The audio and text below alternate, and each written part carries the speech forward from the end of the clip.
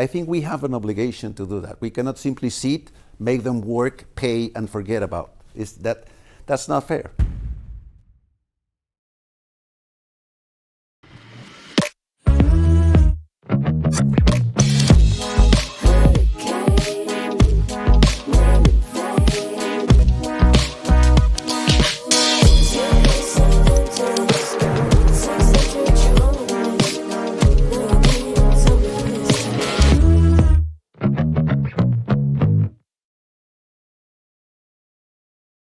Hello and welcome back to myArbitration. I'm honored and pleased to speak today with Eduardo Zuleta about the hottest trends in international arbitration.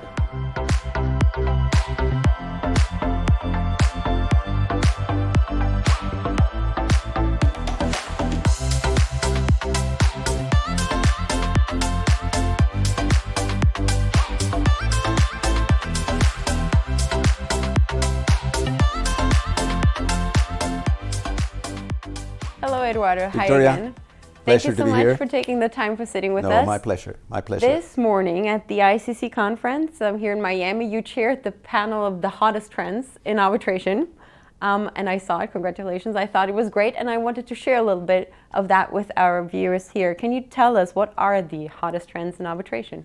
I would say that the big problem that we, as a general rule, saw this morning in the Latin American cases is this trend of the courts to resort to the Constitution to find there the solutions for arbitration. And I think it's a mistake because the Constitution may be the source for local arbitration, but for international arbitration, that was basically the consensus. You have to look at different sources. You have to look at the New York Convention, you have to look at the international treaties, you have to look at the model law, and you have to bear in mind that the international arbitration is for international transactions. So it's not the same thing as having a local transaction between locals. And in international transactions, parties look for a neutral trend, a neutral forum, not to be subject to the courts. So I think that the courts in Latin America would have to take a different approach. And the big conclusion at the end was that we need to do more to educate the judges, to inform the judges, as opposed to being preached to the converted, which is what we do. We all the time we speak about arbitration to arbitrators, which is nonsense. We need to speak to the courts, and we need to make the courts understand that international arbitration is a totally different animal. It's not the same as local arbitration. And so this is one of the tasks and challenges that you see for the next generation of arbitration practitioners. I think yes, and I think the task has to be carried by institutions that are not perceived as having an interest in a field. I would say that it would not, of course the ICC has a role to play, but I think it would be for institutions such as ICA or the Latin American Arbitration Association, because they are think tanks, academic institutions that will be perceived by the judges as more neutral, as institutions not having an interest in promoting arbitration as such. So, and that's a task for the new generation.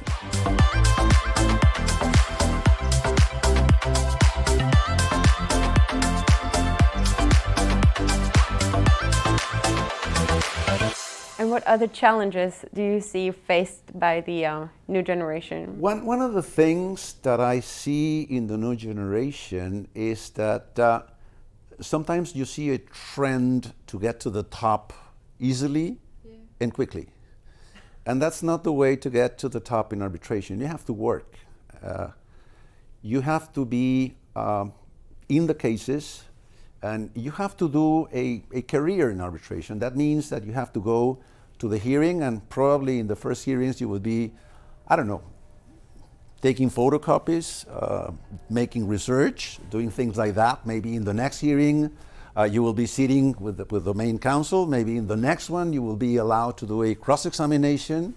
And maybe in the next one you will be the lead counsel. But you cannot just think that by going out in conferences and speaking about things that you have studied but have never practiced, that you can get to be a top counsel or a top arbitrator. You have to work, and you have to work hard. That's the key thing. And I think there are a lot of people in the new generation that are doing that are taking their time, that are studying, that are working very hard. And on the other hand, there are a number of other practitioners that are simply going out in conferences and speaking about things that they have never performed in practice.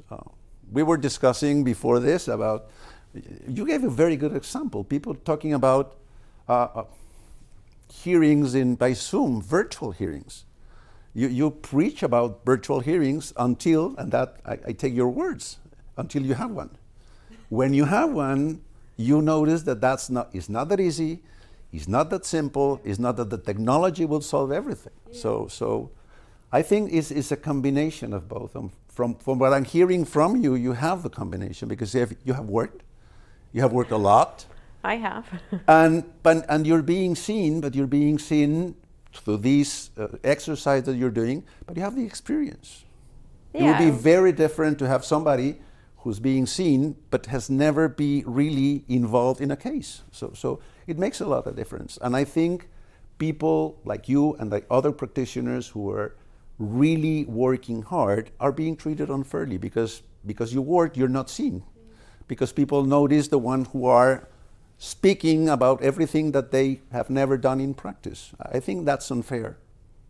But what role does visibility then play for someone to build a career? I would assume further down the road, certainly visibility is a big issue. If you look for arbitrator appointments, you need to be seen and known by the community. But what about previous years? To be ranked by one of the directories, I think visibility plays a big part in that. I think that our generation has the obligation to some extent to make visible people that are working. Yeah. And make sure that we give them the opportunity to be seen, to be visible. We have a number of examples of people in Latin America that have had that opportunity. Rafael Rincon, who works with me, for example, Laura Sinisterra, who works with Voice, Santiago Bejarano, who's working now with Latham and Watkins. And their bosses in New York, in London, and they have made the effort to make them being seen because they work very hard, they work very well, and I think we have an obligation to make them being seen because they're going to be the ones who replace us. There's a point in time when we should simply say, okay, that's fine, we have to go out and there's a new generation coming in. We cannot stop you guys. I hope not. We try hard. No, I think it's unfair. I think we need to find a time where we say, okay, there's a new generation coming in, we have to assist them, we have to help them be prepared, and then when they are what they should be, then we can walk out and be proud not only of what we have done in our career, but having put some new generation on where they deserve to be. So I think we have a role, and I think you guys have a role. As a senior practitioner, what do you do to make your juniors be more seen? What opportunities do you give them, or what forum do you prepare for them? I do several things. One of the things that I do is to make them go step by step. And they know that they're never going to stay in one step. They grow. And one of the things that is important for them to grow is that you have to trust them. If you don't trust the people you work with, that's the end of the story. So you better get rid of them. So you have to trust them. And to the extent that you trust them, you can delegate. To the extent that you delegate, they will do better work. And to the extent that you do better work, or that they do better work, then what I do is to connect them to the institutions where they can be seen, to the key institutions, to ICC, to ICDR, to ITA, and they have opportunities there. The examples that I was giving to you, Rafael Rincon, for example, Rafael has been with me for, 15 years or so. And he's now basically handled the practice. He's the one who takes the lead in the arbitration cases. He's now the young ICC representative for Latin America. And it's a matter of a fantastic career. Laura Sinisterra, who's now in Voice, she worked with me. And the same, you have to give them the opportunities. There are a number of opportunities that open to be the young chair of ITA, the young chair of ICC, and you have to promote them and help them to get there. I think we have an obligation to do that. We cannot simply sit, make them work, pay, and forget about it. That's not fair. On that beautiful note, Eduardo, I thank you very much for taking the time out of your busy Victoria, schedule it's here to meet with me. My pleasure. Thank you very much for this.